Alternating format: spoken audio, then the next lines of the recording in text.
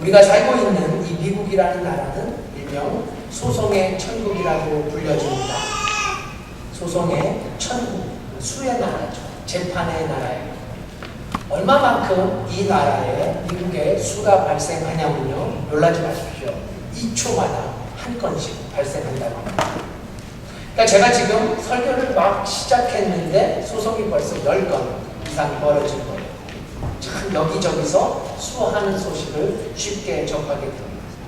어떤 사람은 던킨 도넛에 수를 했는데 커피가 너무 뜨겁다고 자신의 입천장이 뒤었다라는 그걸 가지고 수를 했다고 하기도 하고요. 참 이상한 나라일 뿐이에요. 옆집에 잔디가 너무 길다고 수를 하기도 하죠. 이웃 사촌이 아니라 이웃 깡패가 되기도 합니다.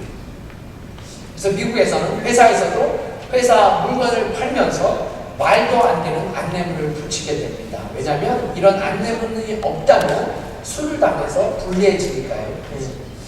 한 그 여름에 그 비치 용품인 튜브 그 회사에서 이런 글을 그 튜브에 적었다고 해요. 꼭 바람을 넣고 사용하십시오. 그러니까 꼭 에어를 넣고 사용하십시오. 그 튜브에다 바람을 넣지 않으면 가라앉을 수 있습니다. 이렇게 써져 있다고 합니다. 실제로. 여러분, 오늘 본문도 이 수에 관한, 재판에 관한 이야기입니다. 어느 도시에 한 과부가 소송하는 이야기예요. 물론 이 과부에 대한 소송의 내용을 구체적으로 성경이 밝히고 있지는 않지만 분명한 사실은 억울함을 호소하는 내용이었습니다. 억울한 재판이었습니다. 자, 그렇다면 예수님께서 이 과부의 억울한 소송, 어느 도시에 있었던 한 재판을 말씀하시면서 우리에게 전하고자 하는 레슨은 무엇일까요? 물론 이 말씀의 가장 중요한 교훈은 바로 기도입니다. 기도에 관한 말씀을 가르치시기 위해서 예수님은 이 재판을 비유로 말씀하셨어요. 네, 오늘부터 제가 이 누가복음의 18장을 시작으로 제가 얼마 전에 약속드렸던 것처럼 앞으로 기도에 관한 말씀을 여러분과 집중적으로 나누고자 합니다. 예만사 시리즈를 잠깐 접고 기도에 관한 말씀을 나누고 이어서 헌금에 관한 말씀을 여러분에게 계속 전하려고 합니다. 하지만 예만사 시리즈가 끝이 난 것이 아니라 오히려 오늘의 말씀이야말로 예수님을 만나서 듣는, 다른 누군가가 예수님을 만나는 것이 아니라 우리가 예수님을 만나서 예수님의 말씀을 직접 듣는, 박도성 사반의 얘기가 아니라 예수님의 말씀을 직접 듣는 그런 시간이 되었으면 좋겠어요.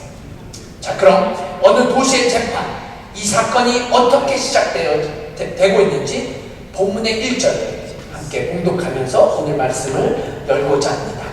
예수님의 기도에 대한 가르침 1절, 아주 중요한 말씀이에요. 함께 읽습니다. 시작. 항상 기도하고 낭망치 말아야 될 것을 저희에게 비유로 하여 가르치사네. 그렇죠.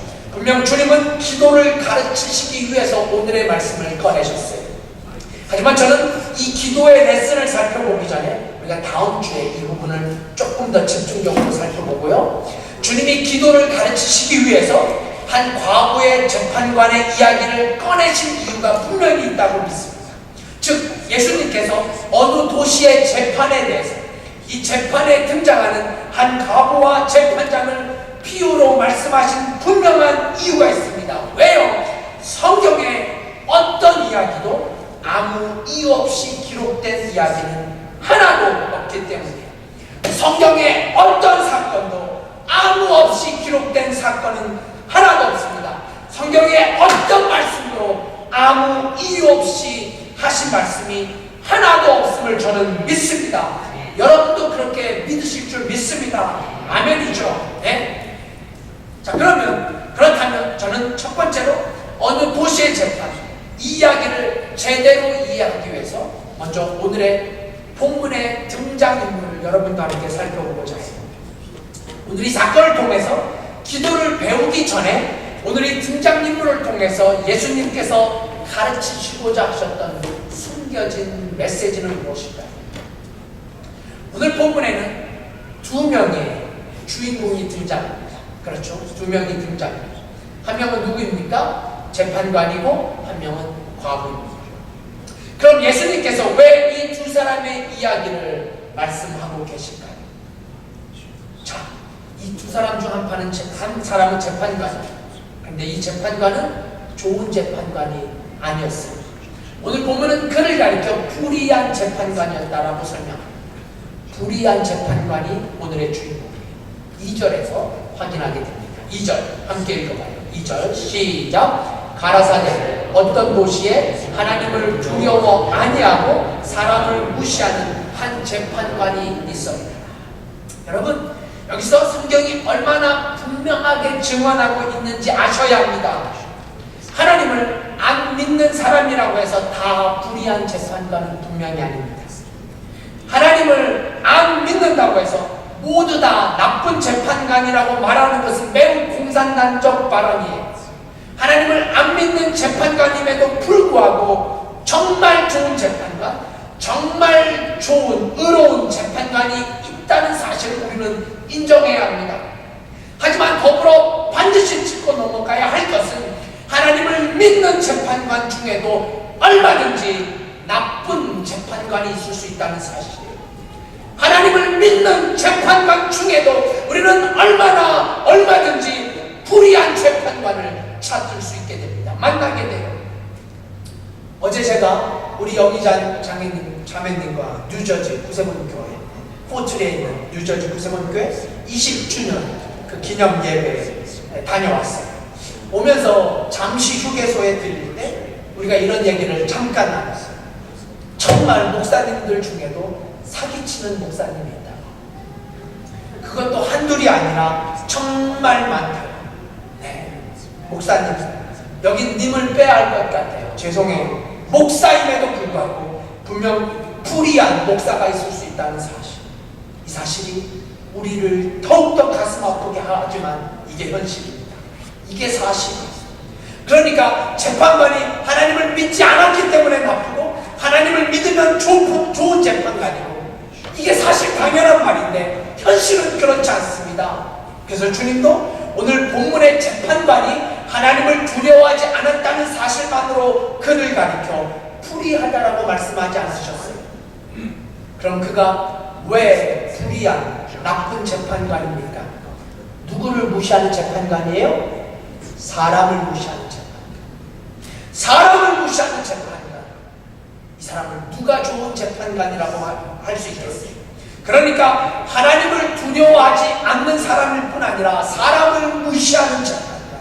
이런 재판관의 모습을 주님은 분명하게 불의한 재판관이라고 말씀하십니다.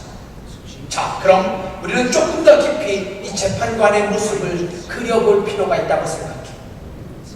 어느 도시의 한 재판관, 이 사람의 문제는 정녕 무엇이었을까요? 이 재판관은 왜 불의한 나쁜 재판관이 되었을까요? 이 구절을 설명하면서 한국의 유명한 이동원 목사님은 아주 의미 있는 해석을 내놓습니다. 잘 들어보세요. 이 재판관의 문제의 핵심은 바로 하나님을 두려워하지 않았기 때문에 사람을 무시할 수 있었다는 거예요. 때문에가 중요해요. 다시 설명드리면 하나님을 두려워하지 않았고 사람을 무시했던 게 서로 다른 관점이 아니라 결국 이 사람이 하나님을 두려워하지 않았기 때문에 because of 사람을 무시할 수밖에 없었다라고 설명합니다. 그리고 여기서 한 걸음 더 나가 이 목사님은 여기에 이런 해석을 덧붙여요. 하나님을 두려워하지 않았기 때문에 사람을 무시할 수 있었다면 거꾸로 하나님을 두려워하는 사람이었다면 어떻게 해야 합니까? 사람을 무시하면 안 돼요. 정말 하나님을 두려워하는 사람이라면 결코 사람을 무시할 수 없습니다. 저는 이동원 목사님의 이 두 번째 해석이 훨씬 더 제 가슴에 와닿았어요. 그렇습니다, 여러분. 사람을 무시하는 사람이 되지 말아야 합니다. 우리가 하나님을 믿는 사람이라면, 하나님을 믿고 경외하는 그리스도인들이라면 우리는 결코 사람을 무시하지 말아야 해요. 왜요? 그 사람을 가리켜 성경은 불의한 사람이라고. 이게 성경이니까 점잖은 표현을 쓰죠. 불의한 사람, 경상도 표현으로 썩을 놈이에요. 네. 나쁜 사람이, 사람을 무시하는 사람. 정말 제가 강단에서 욕할 수도 없고, 여러분 정말 우리가 서로가 서로를 무시하지 않는 그런 구세군 교회가 되었으면 좋겠어요. 그런 교회가 되어야 합니다. 특별히 이민교회, 신분 때문에, 그놈의 영어 때문에, 혹은 과거 때문에, 이런 것 때문에 사람 무시하는 정말 불의한 교회입니다. 썩을 놈의 교회가 되는 거예요. 이럴 때 기독교가 세상으로부터 손가락질을 받습니다. 물론 디도서에 보시면 집중해 주십시오. 우리 믿음의 성도들에게 말하자면, 잘 들어주세요. 모든 권위로 책망하여 누구에게든지 무시를 당하지 말게 행하라. 이렇게 권면합니다. 중요한 말씀이에요. 그러니까 무시당할 일이나 무시당할 행동이나 무시당할 언행을 삼가해야 합니다. 여러분 동의하십니까? 우리가 진정으로 하나님을 믿는 사람들이라면, 하나님을 두려워하는 사람이라면, 우리는 사람을 무시하는 것은 물론 무시당할 일을 하지 말아야 해요. 이건 정확한 밸런스가 요구됩니다. 하지만 그럼에도 불구하고 제가 다시 한번 주님의 이름으로 강력하게 우리 교회 성도님들에게 부탁드리기는, 정말 아무도 무시하는 자가 되지 마십시오. 적어도 우리 교회, 다른 교회 말하지 말고 우리 구세군 교회, 이 교회에서는 아무도 무시하지 않는, 다른 사람들, 모든 사람들이 어린아이로부터 어른에 이르기까지, 어르신까지 모든 분들이 인격적으로 대우받고, 더 나아가 인격적으로 예수님을 만나고, 아니 저는 이렇게 다시 고쳐 말씀드리고 싶어요.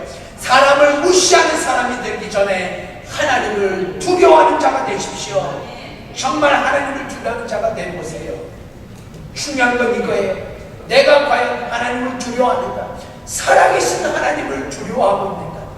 한 설교가는 우리가 행하는 모든 죄악들은 결국 하나님을 두려워하지 않기 때문이다 라고 외칩니다. 거부할 수 없죠.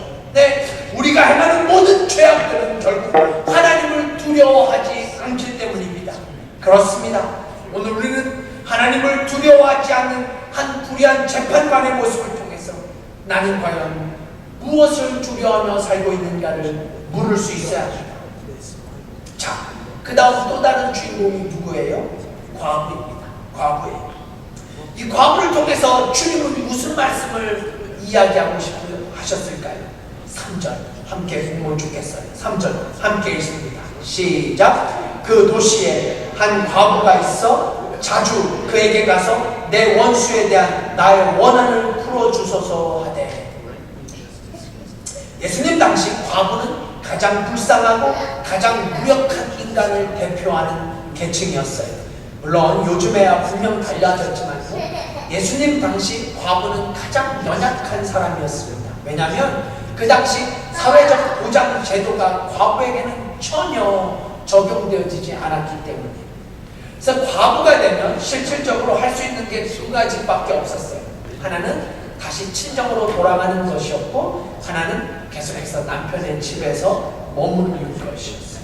근데 이 두 가지 방법이 다 쉽지 않은 게, 친정으로 돌아가기 위해서는 적지 않은 돈을 시댁에 돌려줘야 했어요. 왜냐하면 이 시절 결혼을 하면 남편이 상당한 금액의 돈을 신부집에 줬는데요. 다시 친정으로 돌아갈 때는 그 돈을 갚아야 했기 때문에. 그래서 친정집에서도 결코 결혼한 딸이 돌아오는 것을 원치 않았다고 전해집니다. 그러면 시댁에서 계속 남아야 하는데, 이때는 정말 종처럼 지낸다고 해요. 이때가 그런 시절이었어요. 사실 여자가 숫자나 주민등록이나 호적에 이게 카운트도 되지 않았던 시절이었잖아요. 우리 여자 성도님들 지금의 시대에 여자인 것이 얼마나 감사한지 아시겠죠? 네, 아멘이죠. 네, 아멘. 최정견님 아멘 크게 하십니다. 네. 자, 그런데 여러분, 한 성경학자는 오늘 이 말씀 속에서 주님이 굳이 과부를 선택하신 분명한 이유가 있다고 주장합니다. 왜냐하면 예수님의 삶을 추적해보면 우리가 많은 사건을 통해서 예수님께서 과부의 눈물, 과부의 아픔을 아셨다는 사실을 쉽게 발견할 수 있기 때문에 주님이 과부의 아픔을 아셨어요. 주님이 그 시절 세상에서 가장 연약한 과부의 고통을 이해하셨어요. 그리고 예수님의 사랑과 애정의 주요 대상은 바로 과부였다는 사실을 성경은 증언해 줍니다. 그 실zen적인 예를 보면 누가복음 7장에 보시면 주님이 어느 날 과부의 아들을 살리시는, 소위 나인성 과부의 아들을 살리시는 장면이 기록되어 있습니다. 성경은 그 이유, 예수님께서 이런 기적을 이루신 이유를 누가복음 7장 13절에 주님께서 과부를 보시고 불쌍히 여기셨다. 왜 주님이 죽은 아들을 살리셨습니까? 간단해요. 예수님께서 과부의 눈물을 아셨기 때문에, 과부의 아픔을 아셨어요. 과부의 고통을 아셨어요. 네, 저는 이런 주님의 심정은 오늘날에도 동일하게 이 땅의 성도들에게 적용되어진다고 믿습니다. 이게 제 믿음이에요. 물론 지금 주님은 과부만 사랑하지 않으십니다. 하지만 주님은 그 당시 연약했던 과부를 사랑하셨던 그 동일한 심정으로 정말 이 땅을 살아가면서 하나님을 두려워하며 믿음으로 살아가는, 그럼에도 불구하고 이 땅에서 고통받는 믿음의 사람들, 특별히 조국을 떠나 이민자로서 유학생으로서 살아가면서 이 미국 땅에 약자로밖에 살아갈 수 없는 이민교회의 성도들, 저와 여러분을 바라보실 때 주님은 동일한 심정으로 우리를 바라보시고 우리를 그렇게 지키시고 우리를 그렇게 사랑하신다고 믿습니다. 그렇습니다. 저는 오늘의 이 말씀을 묵상하면서 과부의 고통, 과부의 눈물만이 아니라 동일한 고통, 동일한 눈물을 안고 살아가는 이 필라델피아에서 살아가는 우리 이민자들, 그래서 우리가 이 말씀을 들으면서 그래, 나에게도 아픔이 있을 수 있지, 그래, 나에게도 눈물이 있을 수 있지, 나에게도 고통이 있을 수 있지. 제가 말씀을 준비하면서 생각났던 우리 교회 한 성도님이 있었는데, 네, 우리에게도 이런 아픔이 있을 수 있습니다.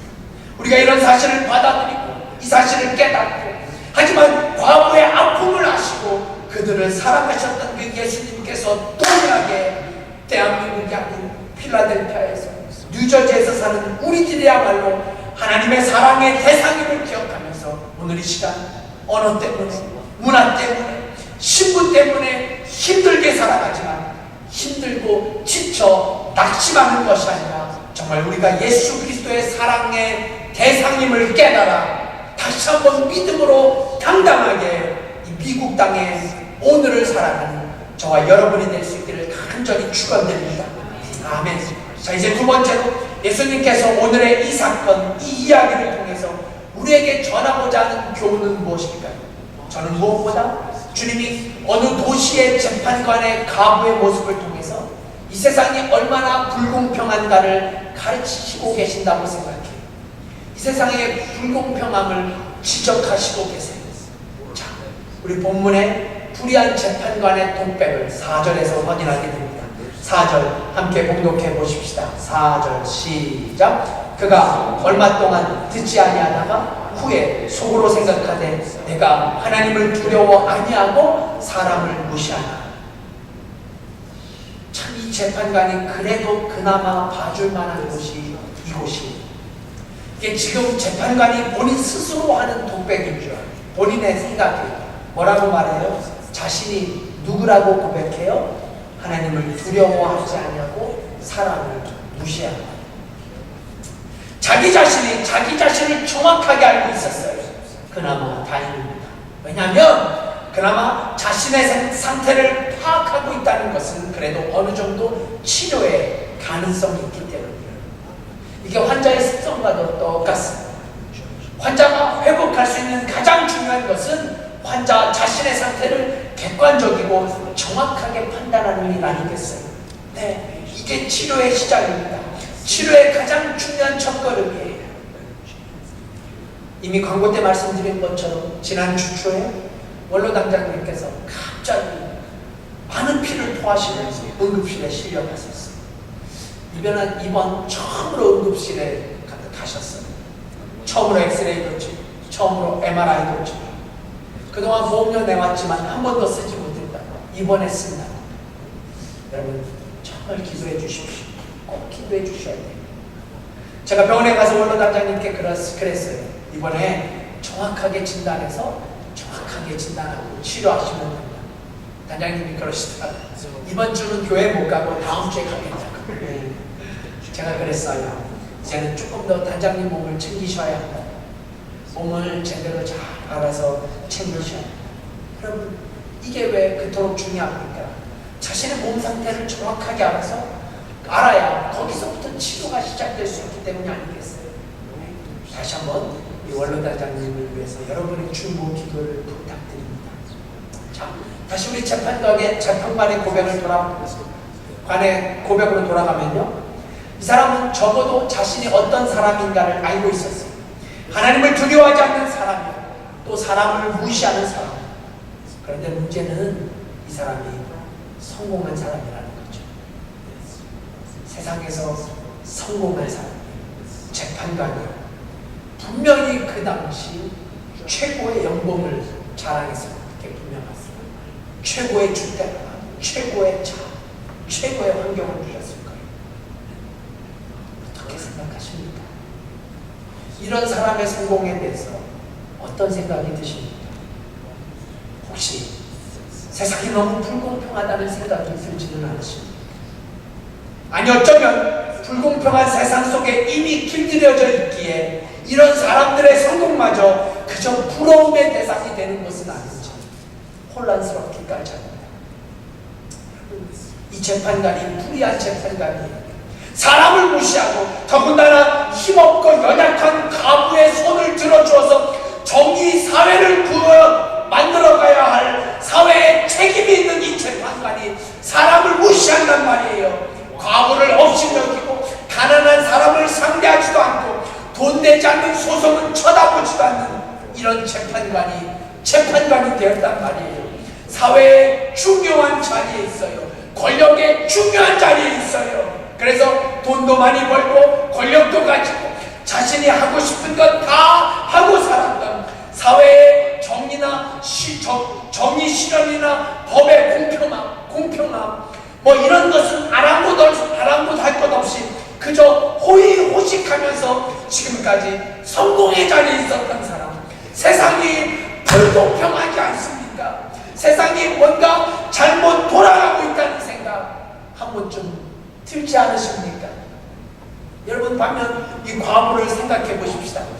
제가 좀 말이 헛나와도 용서해 주세요. 제가 지금 너무 피곤해서 그런 것 같아요. 말이 헛나와도 잘 이해해 주시길 바라요. 장경동 목사님 말씀처럼 개떡같이 말해도 찰떡같이 알아들었으면 좋겠어요. 네. 여러분, 과부를 좀 생각해 보세요. 이 사람은 돈이 없는 사람이에요. 백도 없는 사람이에요. 권력도 없는 사람이고. 근데 이런 사람은 억울한 일을 당하게 됩니다. 어쩌면 이 과부는 그야말로 최선을 다해 하루하루를 힘겹게 살고 있었는지 모르겠어요. 그런데 이런 여인에게 말로도 표현할 수 없는 억울한 상황이 닥쳐지게 됩니다. 여러분, 오늘 성경 원문에서 쓰여진 본문 3절의 원한이라는 것, 이게 성경 원문에요, 아주 억울할 대로 억울한 그런 원한을 표현하고 있는 말이에요. 이게 성경의 원문의 뜻이에요. 그런데 왜 이런 사회적 약자였던 이 여인은 그토록 억울한 일을 당해야만 했단 말입니까? 그리고 왜 불의한 재판관은 계속해서 아무런 일이 없다는 듯 사람을 무시하면서도 하나님을 두려워하지 않으면서도 호의호식을 할 수 있단 말입니까? 여기에 해답은 간단합니다. 그것이 세상이기 때문이에요. 이런 세상이 바로 저와 여러분이 살고 있는 세상입니다. 그런데 여러분, 이런 불공평함이 예수님 때만 있었고, 진짜 오늘을 사는 우리들에게는 이런 현상이 존재하지 않다고 누가 감히 말할 수 있겠어요?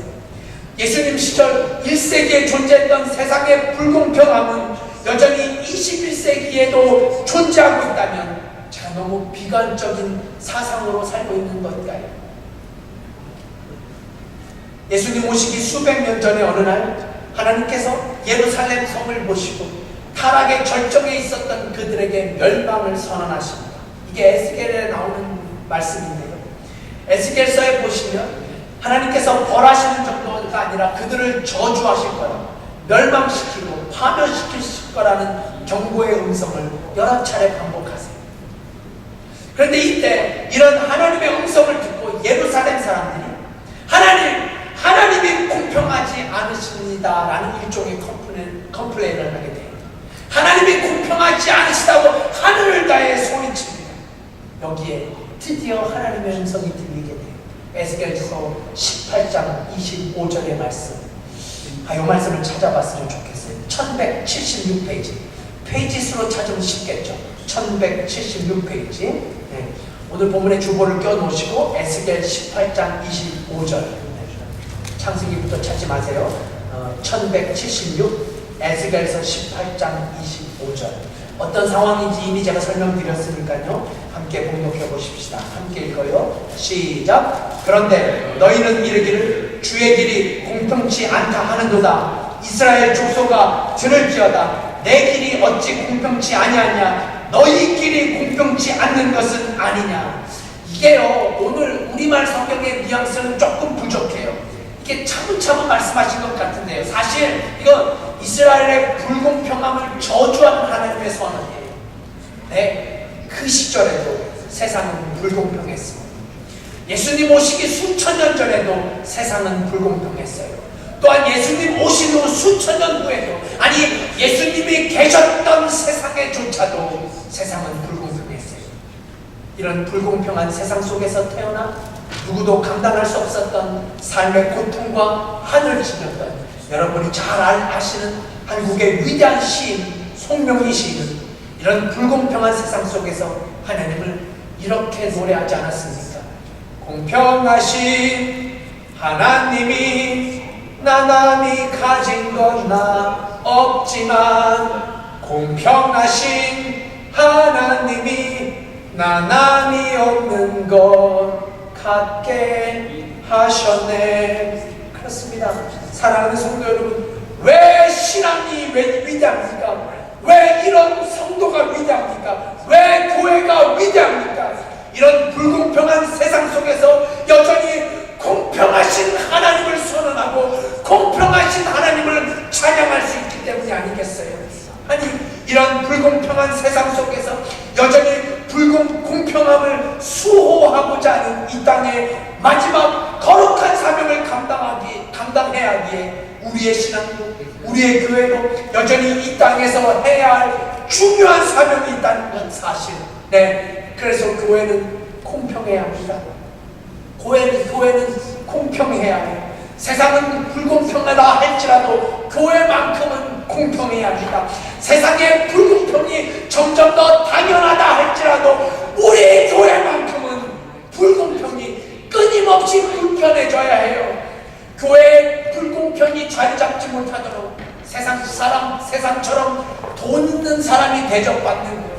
세상처럼 가진 자가 판을 치는 교회, 세상처럼 잘난 사람이 나대는 교회, 이런 교회가 더 이상 존재하지 못하도록 교회는 끊임없이 공평을 외쳐야 합니다. 여러분, 제가 지금 한국의 이찬수 목사님의 설교 그대로 전한 거예요. 지금 한국이 얼마나 세상으로부터 손가락질 받는지. 저는 이 시간 예수 그리스도 이름으로 여러분에게 부탁드립니다. 잘 들어주십시오. 오늘 말씀의 핵심이에요. 제가 전하고 싶은 핵심이에요. 만약 여러분의 목회자인 제가 성도님들을 대할 때 돈이 좀 있는 분이어서 각별하게 대우를 한다든지, 아니면 돈이 좀 없는 분이어서 무시한다든지, 제가 이 강단에서 여러분에게 목회하면서 누군가가 헌금을 많이 해서 그분을 특별 대우한다거나 헌금을 누군가가 적게 해서 불공평하게 보여준다면 여러분 제발 구세군 교단에 고발하십시오. 신고하셔야 돼요. 교회를 떠나지 마시고 고발하십시오. 제가 그렇게 되게 방지했던 책임을 주님은 여러분에게도 물을 것입니다. 그러므로 제가 행여 조금이라도 돈 때문에 불공평해진다면, 혹은 다른 어떤 것이라도 불공평한, 불이한 사관의 모습이 있다면, 그럴 때면 여러분은 반드시 구세군 교단에 신고해야 합니다. 이게 장로교회랑 다른 점이에요. 여러분 책임이, 여러분이 신고할 수 있는 전화번호 주보에 써놓으세요. 15787에 2800번 적으세요. 종교님 금방 적으시네요. 금방 적으세요. 마음에 적으십시오. 15787에 2800번이에요. 여러분 전화하시면 구세군 교단에서, 여러분 영어 못해도 좋아요. 코리안이라고만 외치면 바로 저에게 옵니다. 이렇게 말씀드리는 이유는 제가 이곳에서 단 한순간도 불공평 살는 목회자가 되고 싶지 않기 때문입니다. 여러분, 더 말씀드리면 안 될 것 같아요. 다시 한번 우리 예수님의 말씀으로 돌아가 보십시다. 세상은 불공평합니다. 아니, 어쩌면 누군가의 말처럼 세상은 썩었다고 해야 옳을지 모르겠어요. 불의한 재판관이 판을 치고 가난한 자들은 더 가난해지고 부자는 더 부자가 되는 너무 불공평한 세상. 그런데 여러분, 이런 세상 속에서, 이런 불공평한 세상 속에서 그래서 우리의 사명이 더 분명해지는 것은 아니겠습니까? 김병상 목사님의 외침처럼 그래서 교회가 여전히 희망이 되는 것 아니겠습니까? 아모스 선지자의 외침처럼 이런 불공평한 세상 속에서 공평을 수호하고 이 땅에 하나님의 정의를 실현하기 위해서 오직 공법을 물같이 정의를 하수같이 흐를지어다라는 그의 외침이 이 불공평한 세상 속에서, 불공평한 이민사회 속에서 저와 여러분의 외침, 우리 구세군 필라 한인교회의 거룩한 외침이 되어야 할 줄 믿습니다. 이제 마지막으로 오늘의 이 말씀을 통해 주님이 말씀하시고자 하는 마지막 교훈을 여러분과 나누고 싶어요. 그것은 역시 우리가 어떤 일이라든지 인내의 덕을 소유해야 한다는 사실을 주님은 이 비유를 통해서 가르치세요. 인내의 덕. 본문의 5절 우리 함께 보십시다. 우리 본문으로 돌아가셔서 본문의 5절 함께 저와 여러분이 한 목소리로 봉독하면 좋겠어요. 시작. 이 과부가 나를 번거롭게 하니 내가 그 원한을 풀어주리라. 그렇지 않으면 늘 와서 나를 괴롭게 하리라 하였느니라. 여러분, 여기서 아주 중요한 단어는 바로 번거롭게 한다라는 단어입니다. 이 번거로움 때문에 과부는 드디어 자신의 원한을 풀 수 있게 돼요. 그렇다면 우리는 이 과부가 재판관을 번거롭게 한 이 삶의 모습 속에서 무엇을 배워야 할까요? 물론 주님은 이 여인의 모습을 통해서 기도에 관한 인내, 기도하면서 인내하는 것의 중요성을 말씀하십니다. 여러분, 저는 이런 인내의 삶은 기도에만 국한된다고 생각하지 않습니다. 우리가 믿음의 사람으로 살아가면서 기도하는 것에만 인내가 필요하던가. 굳이 주님께서 불의한 재판관을 향해서 끊임없이 그를 찾는 이 과부의 모습을 통해서 기도의 인내만 가르치시고자 하셨을까요? 저는 그렇지 않다고 생각해요. 왜냐하면 주님의 가르침 속에서는 기도의 인내뿐 아니라 삶의 인내, 믿음의 인내, 신앙의 인내를 성경 속에서 가르치고 계시기 때문에 제가 한 군데 여러분을 위해서 봉독하면 좋겠어요. 히브리서 10장 36절 말씀, 여러분 한번 귀 기울여 들어주셨으면 좋겠어요. 364페이지인데요. 너희에게 인내가 필요함은 너희가 하나님의 뜻을 행한 후에 약속을 받기 위함이라. 또한 요한계시록 14장 12절, 믿음의 사람들의 인내가 얼마나 소중한지 집중해 주십시오. 들어보세요. 성도들의 인내가 여기 있나니 저희는 하나님의 계명과 예수 믿음을 지키는 자니라. 할렐루야. 사랑하는 여러분, 성경은 우리 믿음의 사람들에게 인내가 반드시 필요하다고 가르칩니다. 네, 오늘 본문의 주인공인 이 과부의 모습을 다시 생각해 보십시오. 이 여인은 그 당시 사회의 가장 연약한 존재였어요. 그야말로 왕따가 되었을지도 몰라요. 어떠한 삶의 희망도, 삶의 소망도, 삶의 이유도 모두 살아버린 존재였을지 몰라요. 하지만 여러분, 오늘 본문의 주인공은 그런 과부의 모습 속에서, 하지만 여러분, 오늘 본문의 주인공인 과부의 모습 속에서 여러분은 어떤 얼굴이 떠올라지십니까? 자신의 억울함을 간천화시키기 위하여, 자신의 억울함을 호소하기 위해서, 비록 재판관이 자신을 무시하는 사람임에도 불구하고 그녀는 결국 포기하지 않습니다. 불공평한 세상 속에서 이미 공평함을 상실한 재판관임에도 불구하고 그를 향하여 그는 자신의 억울함을 알리기 위해서 최선을 다하는 모습, 예수님이 이것을 우리에게 가르치시고 싶어 하셨던 거예요. 아마 그 과정 속에서 이 여인이 적지 않은 어려움을 당했을 게 분명합니다. 그렇지 않겠어요? 불의한 재판관을 상대하기가 얼마나 힘들었겠어요? 얼마나 고통이 따랐겠습니까? 이 소송을 이기기 위하여 얼마나 많은 모욕과 아픔을 당해야 했을까요? 하지만 그럼에도 불구하고 이 여인은 주저하지 않습니다. 주위의 모든 사람들은 무모한 도전이라고 말했을지 몰라요. 하지만 이 여인은 불의한 재판관을 향한 무한 도전을 펼치고 있었어요. 왜요? 포기할 수 없었기 때문에, 그냥 주저앉을 수 없었기 때문에, 아니 수십 번 수백 번 더 포기하고 싶었지만, 그만두고 싶었지만, 이 여인은 어제도 오늘도 불의한 재판관에게 소송장을 던집니다. 구절을 설교하면서 이동훈 목사님은 이 장면은 결코 기적이 아니다, 이 장면은 결코 기적이 아니라 승리다 하는 멋진 표현을 사용합니다. 기적이 아니라 승리, 기적이 아니라는 거예요. 오늘의 이 사건은 기적이 아니라 기적보다 더 위대한 승리입니다. 승리예요. 네, 그렇습니다. 세상도 이런 사람들로 인해서 역사가 새롭게 쓰여지지 않습니다. 이런 인내로 인해서 세상의 역사가 새롭게 쓰여진다는 사실, 여러분 잘 알고 계시지 않습니까? 인류 역사상 최초로 전구 실험에 성공한 에디슨이 몇 번째 실험에 성공했는 줄 아세요? 자그마치 10,000번이지. 10,000번째 실험에 성공해서 이 세상은 비로소 더 밝은 세상을 보게 됩니다. 최초로 비행에 성공했던 라이트 형제, 우리 청년의 수련회 때 방문했었죠. 라이트 형제가 처음으로 비행을 했을 때 불과 12초에 머물렀다 떨어졌다고 합니다. 하지만 그들은 계속해서 비행기를 날려서 지금 비행기 없는 세상을 우리가 상상을 할 수 있겠습니다. 인류 역사상 최초의 증기선이 미국 뉴욕에서 알바니를 향해서 떠나갈 때 그 당시 30시간이 걸렸다고 합니다. 지금 30분도 걸리지 않는 시간입니다.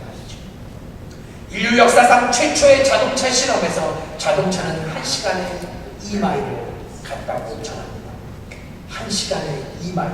그러니까 걸어서 가는 것보다 느렸던 것이 자동차였어요. 하지만 여러분, 이들은 결코 포기하지 않았습니다. 최초의 자동차가 1시간에 2마일을 갈 때 옆에서 쌩쌩 다니던 마차의 마구들이 손가락질하며 비웃었다고 합니다. 하지만 여러분, 만약 이 비웃음에 비전을 포기하고 희망을 포기하고 그렇게 내려왔다면 지금 우리는 여전히 말을 타고 다녀야 하지 않았을까요? 네, 이것이 바로 한 도시의 과부가 어느 도시의 재판에서 승리한 이유입니다. 그렇습니다. 우리도 포기하지 말아야 합니다. 병, 이민의 삶이, 유학의 삶이 버겁고 힘들지라도 포기하지 말아야 합니다. 삶을 포기하지 말아야 합니다. 행복을 포기하지 말아야 돼서 꿈을 포기하지 말아야 합니다. 무엇보다 믿음을 포기하지 말아야 합니다. 참고 인내하고 참고 인내하고 참고 인내하고 그리고 내가 할 수 있는 일을 성실하게 감당하고 오늘 이 과거의 모습처럼 최선을 다해 끝까지 감당할 때 주님은 반드시 우리에게 기적이 아닌 승리의 판결을 내려주실 줄 믿습니다. 그때 웃으면서 우리의 삶의 재판장을 떠나는 저와 여러분이 될 수 있기를 주님의 이름으로 간절히 축원드립니다.